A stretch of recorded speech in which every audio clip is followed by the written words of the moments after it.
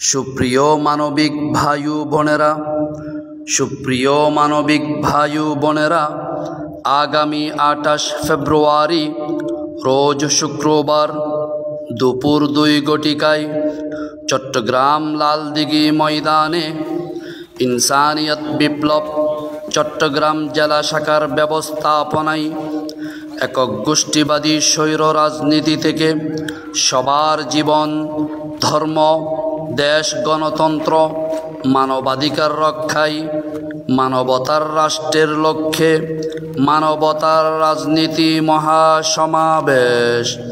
উক্ত মানবতার রাজনীতি মহাসমাবেশে প্রধান অতিথি হিসেবে উপস্থিত থাকবেন ওলিয়ে রব্বানী, মুর্শিদে হক্কানি, শেখুল হাদিস আল্লামা সৈয়দ সাইফুর রহমান নিজামী শাহ।